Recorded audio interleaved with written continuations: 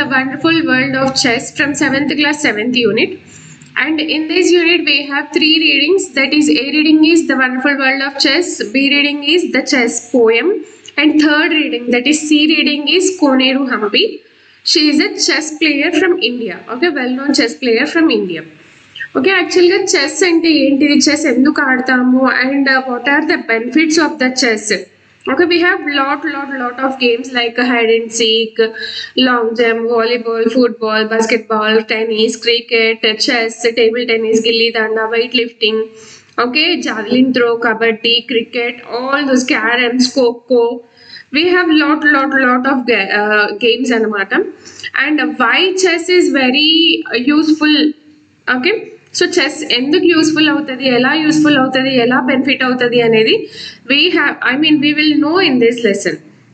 Okay, chess అంటే ఏంటి, actually what is chess? Chess is a 2-player game played by 2 players. Okay, and on a 64 square grid, that is 8x8 pattern anamata. And in the earlier days, chess is also known as chaturanga. Okay, పురాణ కాలంలో రాజుల కాలంలో chess ని చతురంగా అని పిలిచే వాళ్ళం. Now in these days we call it as chadarangam in Telugu also.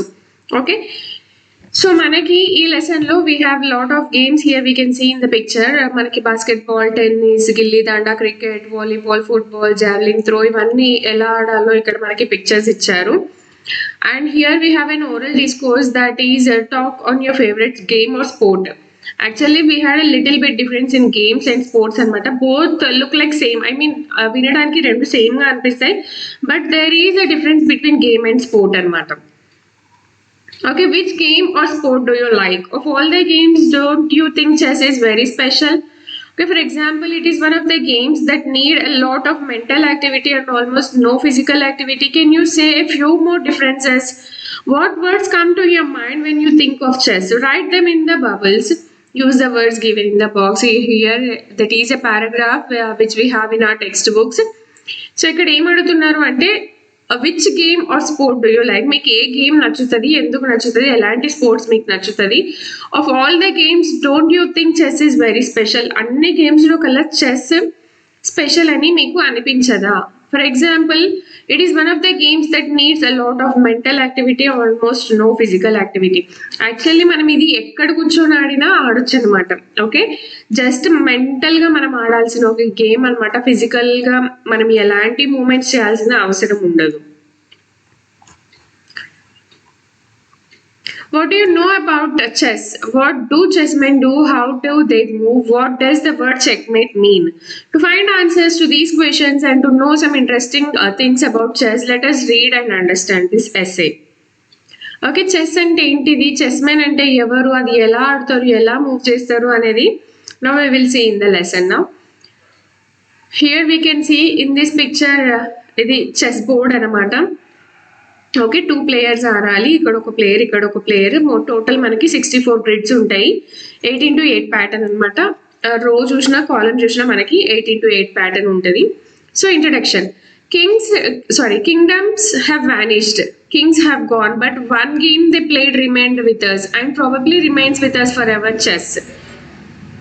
It has won the hearts of Indians, Egyptians, Persians, Chinese, Japanese, and every thinking animal on the earth. What is that made it so dear to our hearts? Different people give different reasons. So kingdoms have vanished. Vanished అంటే disappeared అనమాట. అంటే రాజుల కాలం అనేది పోయింది, రాజులు కూడా వెళ్ళిపోయినారు. But one game they played remind with us. కానీ వాళ్ళు ఆడిన ఒక ఆట ఇప్పటికీ మనతో అది ఉంది అనమాట. అదేంటిది అని అంటే chess. Okay, it has won the hearts of Indians, Egyptians, Persians, Chinese, Japanese, and every thinking animal on the earth. So ఈ చెస్ అనే ఆట అందరినీ అట్రాక్ట్ చేసింది అనమాట. అందరికి నచ్చిన గేమ్ అనమాట ఇది. Not only Indians but also Egyptians, Persians, another countries. Okay, and living animals లో ఏదైతే ఆలోచించగలిగే శక్తి ఉంటుందో దానికి కూడా చెస్ అంటే చాలా ఇష్టం. Okay, what is that it made so dear to our hearts? So ఇది ఏంటిది అసలు యాక్చువల్గా ఇంత మన అంటే మనకి ఇంత అఫెక్షనేట్ అంటే మన హార్ట్స్కి, మన మనసుకి నచ్చినది ఎందుకు ఇది అని. Different people give different reasons. So ఇక్కడ మనకి ఒక్కొక్కరు ఒక్కొక్క రీజన్ చెప్తూ ఉన్నారనమాట. అంటే ఇది ఎందుకు నచ్చుతుంది, ఎందుకు ఇది ఎలా ఆడాలి అనే దాని గురించి. సో హిస్టరీలో మనం చూసుకుంటే This wonderful game of chess is a gift of India to the world. The Hindus believe that it was invented by the Queen Mandodari, the wife of King Ravana. So ఇది ఈ chess game అనేది చాలా wonderful game అనమాట. Is a gift of India to the world. Okay, so world కి India నుంచి ఇది ఒక gift అనమాట. యాక్చువల్లీ ఈ గేమ్ పుట్టింది ఇండియాలోనే. ఓకే, రాజులు ఎక్కడ ఉన్నారు? మన ఇండియాలోనే కదా అప్పుడు కాలంలో రాజులు మనని రూల్ చేసింది. సో ఇండియా నుంచి చెస్ గేమ్ అనేది వరల్డ్ కి ఒక గిఫ్ట్ లాంటిది. ఓకే, సో ఇక్కడ ఉన్న హిందువులు ఏమని నమ్ముతారు అని అంటే రావణుడి వైఫ్, ఓకే, ఎవరు, మండోదరి రాణి, ఆమె ఈ గేమ్ ని కనిపెట్టింది అని. However, historian H.J.R. Murray holds that it was invented by scholar from northwest India around 5th century.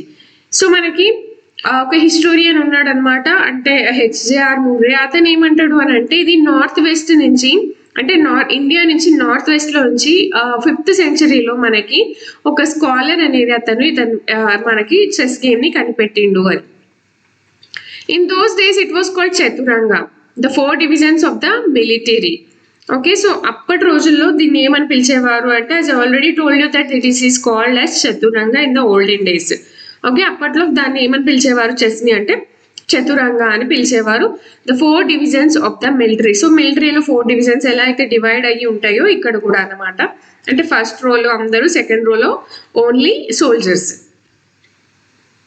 Legend has it that this inventor was ordered by the ruler to ask for a reward for his invention.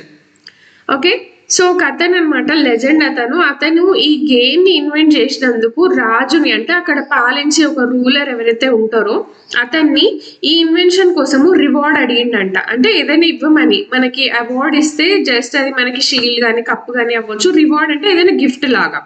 Okay, he requested the king to give him 1 grain of rice for the first square. He requested the king to give him 1 grain of rice for the first square, 2 for the second one, and 4 for the third one, and so on, doubling the number of grains continuously up to the 64th square. So అతను reward ఎలా అడిగిండు, దేని base చేసుకొని అడిగిండు అంటే chess game ని base చేసుకొని అతను రివార్డ్ అడిగిండంట. ఓకే, మనకి చెస్ గేమ్ లో ఎన్ని బాక్స్ ఉంటాయి, ఎన్ని గ్రిడ్స్ ఉంటాయి అంటే మనకి 64 అని మనం ఆల్రెడీ చెప్పుకున్నాం కదా. సో అతను ఏమంటాడు అని అంటే ఒక బాక్స్ కి 1 grain ఇవ్వండి, సెకండ్ బాక్స్ కి 2 grains ఇవ్వండి, థర్డ్ బాక్స్ కి 4 grains ఇవ్వండి. అంటే ఒక్కొక్క గ్రిడ్ కి డబుల్ చేస్తూ ఉన్నాడు అనమాట, అప్ టు 64th స్క్వేర్ వరకు.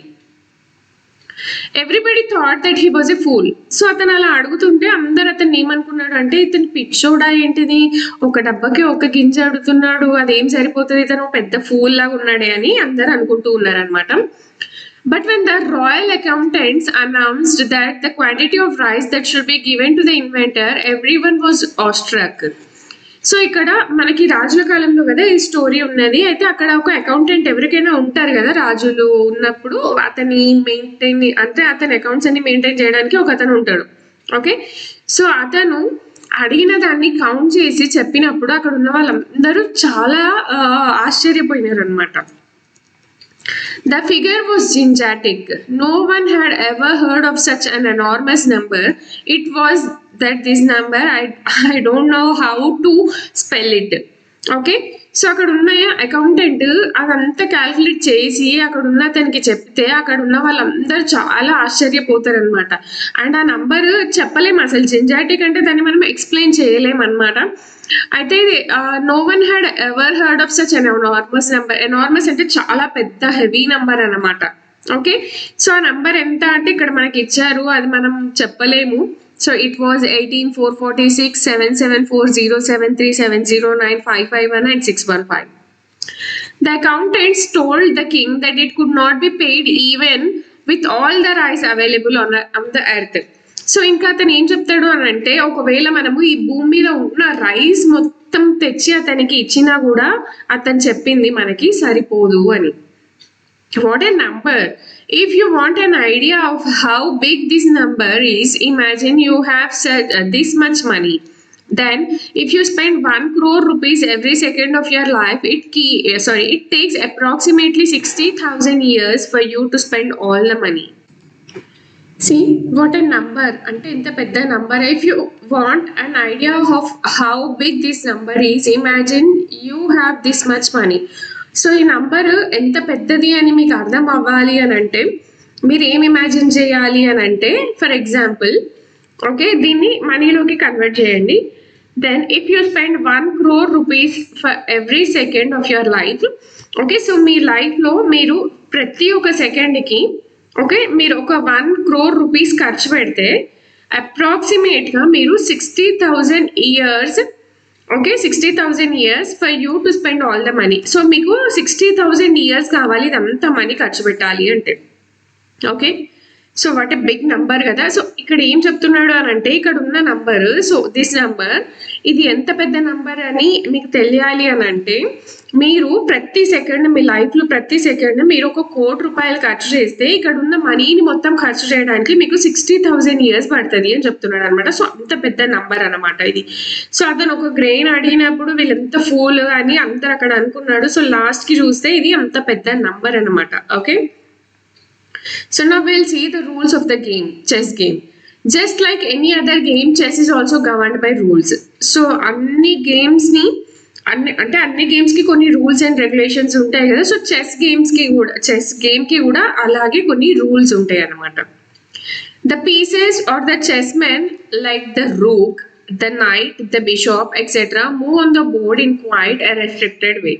The movement of each piece is important because if a piece can move to a square, it can capture the piece in that square, whoever it may be. So ఇక్కడ just like any other game chess is also governed by rules అనమాట. అంటే అన్ని games లాగానే చెస్కి కూడా కొన్ని rules ఉంటాయి, restrictions ఉంటాయి. The pieces are the chess man like the rook, the knight, the bishop etcetera move on the board in quite a restricted way.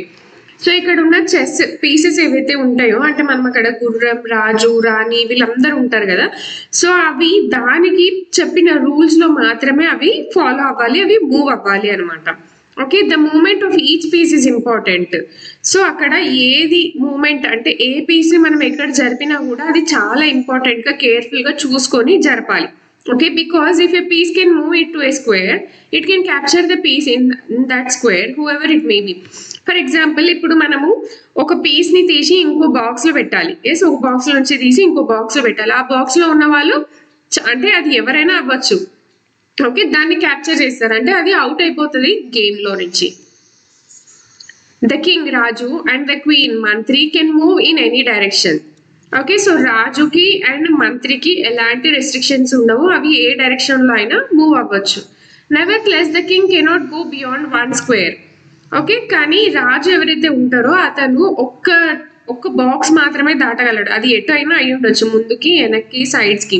Okay ఒక్క box మాత్రమే కదలగలడు. Where as the queen has no such restrictions. అంటే queen అంటే మంత్రి అనుకోండి, ఇక్కడ దానికి ఎలాంటి రెస్ట్రిక్షన్స్ ఉండవు, అది ఎన్ని స్క్వేర్స్ అయినా దాటి వెళ్ళొచ్చు. The bishop, sakatu and the rook అంటే ఏనుగు అనమాట, can move to any square provided it is on their path. Okay bishop అంటే క్యామెల్ అనమాట మన భాషలో చెస్ గేమ్లో. ఓకే రూక్ అంటే ఏనుగు. ఓకే సో రూక్ ఏనుగు ఏ స్క్వేర్లో అయితే ఉంటుందో అలానే స్ట్రెయిట్గా వెళ్తుంది అనమాట. ఓకే అది రోలో అయి ఉండొచ్చు, కాలంలో అయి ఉండొచ్చు. అండ్ సకటు అంటే క్యామెల్ ఒక దగ్గర వైట్ ఉంటుంది, ఒక దగ్గర బ్లాక్ ఉంటుంది. సో దానికి ఇచ్చిన దాంట్లో మాత్రమే అది వెళ్ళాలి.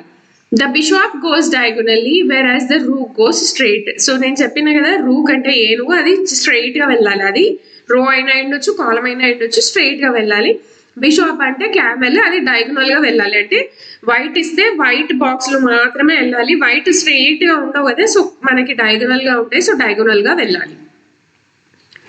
The knight, గుర్రం అండ్ ద పాన్, బంటు are very special in their own ways. So ఇక్కడ బంటు అంటే సోల్జర్ అన్నమాట, అండ్ గుర్రం అంటే మనకు తెలుసు హార్స్. అవి దానికి అంటే వాటికి చాలా స్పెషల్ ప్లేస్ ఉంది అనమాట ఇక్కడ. The night is the only piece that can jump over other pieces. Night అంటే గుర్రము, ఇక్కడ దానికి మాత్రమే జంప్ చేసే పవర్స్ ఉంటాయి అనమాట. He goes 2 squares forward and 1 square side ways. So గుర్రం ఎలా వెళ్తుంది అని అంటే ముందుకి 2 boxes అండ్ సైడ్కి 1 box. సో ఎల్ షేప్లో వెళ్తుంది. The pan like A Brave soldier marches only forward. So నేను బంటు అంటే చెప్పిన కదా సోల్జర్ అని, అది జస్ట్ ఫార్వర్డ్ కి అంటే ముందుకు మాత్రమే వెళ్తుంది, వెనక్కి రాలేదు. When it starts from the second row, it has the option of going 1 square or 2 squares forward. So first అది సెకండ్ స్క్వేర్ లో ఉంటది. ఓకే, ఫస్ట్ మూవ్ అయినప్పుడు దానికి ఛాన్స్ ఉంటుంది అనమాట, 1 స్క్వేర్ మూవ్ అవ్వచ్చు లేదంటే 2 స్క్వేర్స్ కూడా మూవ్ అవ్వచ్చు. The pawn has a special move. Okay, so pan అంటే ఏంటిది ఇక్కడ మనకి like bantu anamata, I mean soldier. It can go 1 square diagonally when it captures one of these opponent's men, even if it is mighty king. The pawn has another speciality. It is the only piece that can have promotion to any rank. This is possible only when it reaches any square on the first row of the opponent. So pan అంటే soldier అనమాట. మనం already ఇక్కడ చెప్పుకున్నాం, pan అంటే బంటుని మనం soldier అంటాం. The pawn has a special move. Okay, pan కి అంటే సోల్జర్ కి చాలా స్పెషల్ మూవ్ ఉంటుంది. ఆల్రెడీ మనం ఫస్ట్ అంటే అది సెకండ్ రోలో ఉంటుంది. ఫస్ట్ అది స్టార్ట్ చేసినప్పుడు అంటే దానికి ఎలా అయితే పాసిబిలిటీ ఉంటుంది, ఫస్ట్ ఒక స్క్వేర్ దాటొచ్చు లేదంటే 2 స్క్వేర్స్ దాటొచ్చు ఫస్ట్ టైం అది జంప్ చేయాలి అనుకున్నప్పుడు.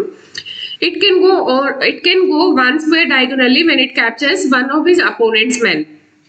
ఓకే, సో అది ఎవరినైనా క్యాప్చర్ చెయ్యాలి అంటే అది డయాగోనల్ గానే వెళ్ళాలి, స్ట్రైట్ గా అస్సలు వెళ్ళలేదు బంటు.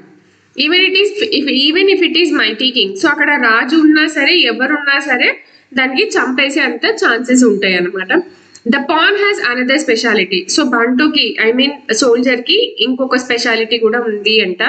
It is the only piece that can have promotion to any rank. So ఇది అంటే అక్కడ ఎవరున్నా సరే దాన్ని బీట్ చేసి ముందుకు వెళ్ళేంత ఛాన్స్ ఒక సోల్జర్ కి మాత్రమే ఉంటుంది అని చెప్తున్నాడు. This is possible only when it is reaches any square on the first row of the opponent. So దీనికి ఎప్పుడు ఉంటుంది ఆ ఛాన్స్ అని అంటే ఫస్ట్ రో నుంచి అది దాటినప్పుడు మాత్రమే దానికి ఛాన్స్ ఉంటుంది, లేకపోతే ఉండదు అని. A player marches her chess man and tries to capture the opponent's king. Okay, so ఇక్కడ ఇంకేం చెప్తున్నారు అని అంటే ఒక ప్లేయర్ ఎవరైతే ఆడతారో వాళ్ళు అంటే ఆపోజిట్ పర్సన్ కింగ్ ఎవరైతే ఉంటారో దాన్ని క్యాప్చర్ చేయడానికి ట్రై చేయాలి అనమాట.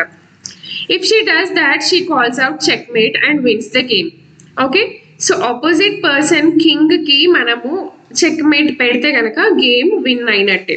ఓకే, అంటే రాజుకు ఇంకెక్కడికి కదలడానికి ఛాన్స్ ఉండొద్దు, అప్పుడు చెక్మేట్ వస్తుంది మనకి. ఆ చెక్మేట్ వచ్చినప్పుడు గేమ్ విన్ అయినట్టు. It sound simple but it is very very complicated. So వినడానికి మనకి అది చాలా సింపుల్ గా అనిపిస్తుంది, కానీ ఆ గేమ్ ఆడే వాళ్ళకి అది చాలా కాంప్లికేటెడ్ గా ఉంటుంది, చాలా టఫ్ గేమ్ అనమాట అది. Do you know how many ways are there to do that? So మీకు తెలుసా అలా చేయాలి అంటే ఎన్ని దారులు ఉన్నాయో? Mathematicians say that around 10 to the power of 120 unique games are possible in chess. So ఎన్ని వేస్ ఉన్నాయో మీకు తెలుసా అని అంటే, సో మ్యాథమెటిషియన్స్ ఉన్నారు కదా, వాళ్ళు ఏం చెప్తారు అని అంటే 10ని 120 టైమ్స్ ఇంటూ చేస్తే ఎన్ని గేమ్స్ వస్తాయో అన్ని గేమ్స్ మనం చెస్లో ఆడొచ్చు అని. Compare this jumbo number with the earlier number 2 to the power of 64 minus 1. How big is this? So ఈ 10 into 120ని మనం ఎన్నిసార్లు చేస్తామో దాన్ని 2 power of 64 minus 1 చేస్తే ఎంత నెంబర్ వస్తుందో అంత పెద్దది అంట ఈ number. So actually I don't know how to calculate the maths, so please I'm sorry.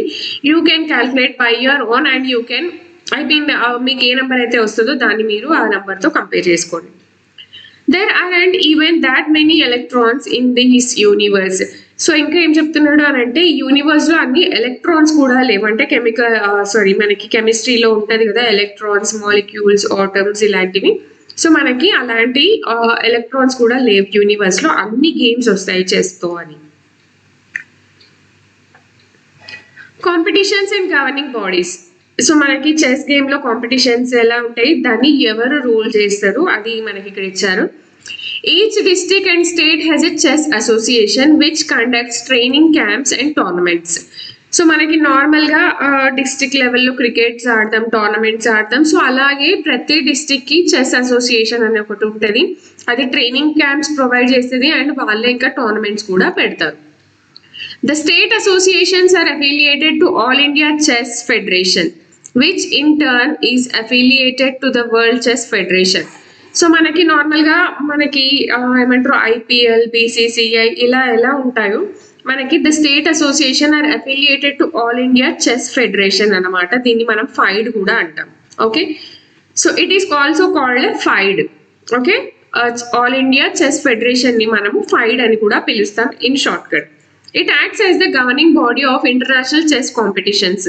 So మనకి క్రికెట్ కి బీసీసీఐ, ఐపీఎల్ ఇలాంటి T20 వన్ డేస్ ఇలా ఎలా ఉంటాయో, సో మనకి దీన్ని ఎవరు గవర్న్ చేస్తారు అంటే ఇంటర్నేషనల్ చెస్ కాంపిటీషన్స్ వాళ్ళు ఉంటారు కదా, లైక్ ఫైడ్ వాళ్ళు దీన్ని గవర్న్ చేస్తారు అనమాట. It gives a rating to every player in the world depending upon the number of games won, drawn or lost. The greater the rating, the better the player. So ఇక్కడ మనకి నార్మల్గా క్రికెట్తో compare చేస్తే క్రికెట్లో ఎన్ని runs, ఎన్ని overs, okay, ఎన్ని wickets, so ఇలాంటి దాంతో కంపేర్ చేస్తారు. ఆ ప్లేయర్ కరెక్టా, ఐ మీన్ ఒక కెప్టెన్ కి పనికి వస్తాడా లేదా ఎలాంటిది ఓకే. సో ఇక్కడ వీళ్ళకి కూడా రేటింగ్స్ ఉంటాయి అన్నమాట. So it gives a rating to every player కి ఒక రేటింగ్ ఉంటది అనమాట. అతను ఆడే గేమ్ పైన అతను వాన్ అయిందా అంటే గెలిచిందా, లేదంటే ఓడిపోయిందా, లేకపోతే ఆ మ్యాచ్ డ్రా అయ్యిందా, దాన్ని బట్టి అతనికి రేటింగ్ ఉంటది అనమాట. The greater the rating the better the player. So ఆ ప్లేయర్ కి రేటింగ్ ఎంతైతే గ్రేట్ గా ఉంటుందో అంతే బెటర్ ప్లేయర్ గా అతన్ని చూస్తారు. If you are on the lookout, you will find many invitation tournaments conducted at school, village, mandal, district and state levels. So మనం ఒకవేళ చూసుకుంటే కనుక మనకి స్కూల్ లెవెల్లో, విలేజ్ లెవెల్లో, మండల్ లెవెల్లో, డిస్ట్రిక్ట్ లెవెల్లో, స్టేట్ లెవెల్లో కూడా మనకి టోర్నమెంట్స్ అనేటివి జరుగుతాయి అన్నమాట చెస్ కి. You can rise to the ranks of an international grandmaster or simply grandmasters as is used nowadays by winning more and more games and becoming a candidate master, then the fied master and then an international master. School లెవెల్లో, village లెవెల్లో ఇలా మనం ఆడినట్లయితే మనకి grand master అని ఒక పేరు వస్తుంది అనమాట. సో దాన్ని వాళ్ళు అంటే మనం ఎంత మంచిగా ఆడతామో దాన్ని అలా ఫైడ్ లో కన్సిడర్ చేసి మనకి ఇంటర్నేషనల్ మాస్టర్ అనే ఒక పేరు కూడా ఇస్తారు. The benefits of the game. So ఈ గేమ్ ఆడడం వల్ల మనకి ఎలాంటి బెనిఫిట్స్ ఉంటాయి ఇక్కడ మనకి ఎక్స్ప్లెయిన్ చేస్తున్నారు. Will see the benefits of playing chess are innumerable. So chess ఆడడం వల్ల ఎన్ని బెనిఫిట్స్ ఉన్నాయి అంటే మనం చెప్పలేమన్నమాట. Number of benefits we have by playing chess. Some say it refreshes their mind, while others say it improves their memory, concentration and logical thinking. So కొంతమంది ఏమంటారు అని అంటే చెస్ ఆడడం వల్ల మైండ్ ఫ్రెష్ అవుతుంది అని, అండ్ ఇంకొంతమంది ఏమంటారు అని అంటే ఇది మెమరీని ఇంక్రీజ్ చేస్తుంది, కాన్సన్ట్రేషన్ ని పెంచుతుంది అండ్ లాజికల్ గా మనం ఆలోచించడానికి హెల్ప్ చేస్తుంది అన్నమాట. So all these are really true. So ఈ గేమ్ ఆడడం వల్ల నిజంగానే మనకి మైండ్ చాలా ఫ్రెష్ గా ఉంటుంది. మనకి ఎలాంటి ఆలోచనలు, ఎలాంటి థాట్స్ మన మైండ్ లోకి రావు. జస్ట్ వెళ్ళి concentrate on the game, right? So మెమరీని ఎలా పెంచుతుంది అని అంటే మనం చెస్ ఆడేటప్పుడు ఏది ఎక్కడ మూవ్ చేయాలి, ఎలా మూవ్ చేయాలి అని మనకి తెలిసినప్పుడు మనము మన లైఫ్ లో కూడా ఎలాంటి ప్లానింగ్ చేసుకోవాలి, ఏది ఎప్పుడు చేయాలి అనే మెమరీని పెంచుతుంది. అండ్ కాన్సన్ట్రేషన్, ఓకే, సో మనం గేమ్ ఆడేటప్పుడు ఎంత కాన్సన్ట్రేట్ గా ఉంటామో అదే కాన్సన్ట్రేషన్ ని మనం మన లైఫ్ లో కూడా చూపిస్తాం. And logical thinking. So logical thinking ఏంటిది అని అంటే మనం ఎప్పుడు ఎలా మూవ్ చేస్తే ఏది ఎక్కడ క్యాప్చర్ అవుతుంది అనే దాన్ని మనం లాజికల్ థింకింగ్ అంటాం. In fact some experiments have proved that it does all these things. So మనకి ఒక సర్వేలో, ఒక ఎక్స్పెరిమెంట్ లో ఇవన్నీ చాలా ట్రూ అని కూడా ప్రూవ్ అయినాయి అంటాం. Since chess involves a number of calculations, it increases our mathematical abilities and problem solving skills. So chess ఆడే వాళ్ళు అంటే ఇక్కడ since chess involves a number of calculations. Yes, మనం 64 గ్రేడ్స్ ఉంటాయి, దాన్ని మనం 8 into 8 అంటాం, రోస్ లో కౌంట్ చేస్తాం, కాలమ్స్ లో కౌంట్ చేస్తాం. ఎస్, సో ఇది మన మ్యాథమెటికల్ ఎబిలిటీని పెంచుతుంది అండ్ ప్రాబ్లమ్ సాల్వింగ్ స్కిల్స్ ని మనకి నేర్పిస్తుంది. That is why it is taught as a school subject in as many as 30 countries including Venezuela, Iceland and Russia. So what are you waiting for? Start playing chess right away. So ఇలాంటి ఒక subject ని మనకి అంటే ఇలాంటివన్నీ mathematical abilities పెంచుతుంది, concentration పెంచుతుంది, logical గా think చేయడానికి మనకి హెల్ప్ చేస్తుంది, మైండ్ రిఫ్రెష్ అవుతుంది, మెమరీని పెంచుతుంది అండ్ ప్రాబ్లమ్ సాల్వింగ్ స్కిల్స్ ని కూడా మనకి నేర్పిస్తుంది అని చెప్పేసి ఈ చెస్ అనే మనకి లెసన్ ని 30 కంట్రీస్ లో including Venezuela, Iceland and Russia ఇంకా చాలా కంట్రీస్ ఉన్నాయి, వాళ్ళకి లెసన్ లాగా స్కూల్లో ఇచ్చారనమాట. And what are you waiting for, start playing chess right away and I'm ready to play the chess. I hope you understand the lesson. For more videos, please like, share and subscribe my channel.